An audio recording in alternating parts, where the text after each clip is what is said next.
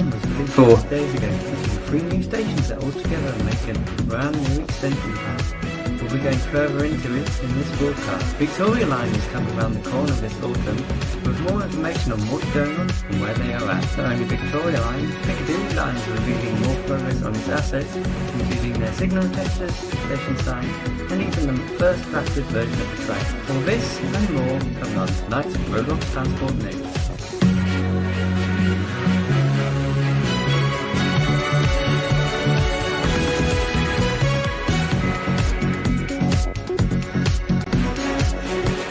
Hello, I'm Mizzy, reporting today's news broadcast. Welcome to today's RTN.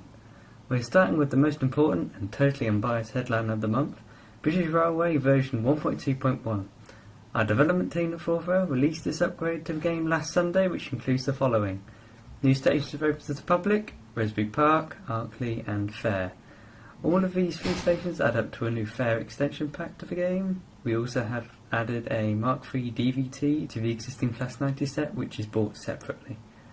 Of course, it can't be a full update without the livery additions as well. In this update, the Class 153 has a new Wales livery, and for the Class 350, the LFWR and Transpanini liveries were also added. One final topic of this is just some miscellaneous stuff. Bugs have been fixed, such as the Ashdean Bridge signalling issue, supposedly. And yet again, Maxwell has been moved. That pretty much concludes our update of version 1.2.1. I hope this update works out to be a neat little update to BR, and I can't wait to get back to working on the game soon. Railway Engineering Studios, aka Railsim Universe, has not stopped development for ages, and there's no sign of stopping yet. Besides all the Halloween stuff, they prepared literally a month early. Dan has been tweaking some issues on the constant red lights and the journey times between stations. Most importantly, they are introducing their Amfleets with functioning folding steps, toilets and more.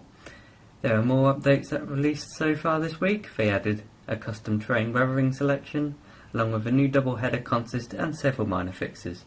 Nothing else I see but American. Recently we've had an announcement from Overhead Wires regarding what's going on with Centro's Victoria Line game and where it's at. It is quite a lengthy one to read, so I'll summarise it.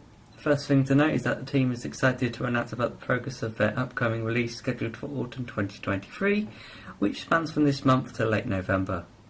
Another thing is that they are committed to meeting high standards and are actively refining the content, particularly focusing on signalling and the train chassis. Number 3 is from Sublivion, the programmer, who is working on creating robust and future-proof systems, starting with the Victoria Line and later integrating them into Croydon.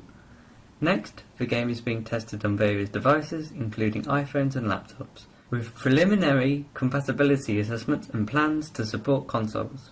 There are ongoing developments, including immersive sounds, optimised train chassis, detailed door animations, and progress on the foundational train kit for Victoria Line. There are also upcoming phases involving the introduction of menus, points, spawning and routing systems, leading up to the beta release. And the final thing to mention is that the beta phase will be crucial for refining the game's functionality, addressing bugs, and incorporating community feedback to enhance the requested features.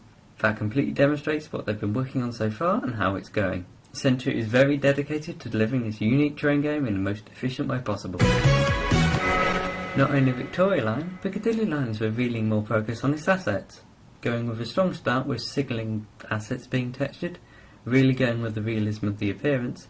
Other significant parts are being worked on, such as station signs, showing us what they will look like during night and daytime. As you can see, they clearly don't want to get sued. Next up is the best part of all previews. They drafted the version of the train. Currently, just the shaping is done, but they're trying to improve the mesh at the moment before reaching the text stations. Finally, we got a preview from yesterday with a few DMIs. The third DMI is clearly the people's favourite. Before we end off, 2 small headlines. First, Croydon has been working on the clouds, ranging from sunny, partly cloudy, to an overcast of clouds. And second, Streamline's valve gear has officially been added to the BR38 and the NS6000. With the map having some lovely awesome colours. That concludes this RTN. Thanks for watching, and I hope you've been able to deal with this audio recorded from inside my uni accommodation. And we'll see you next time, next week. Goodbye!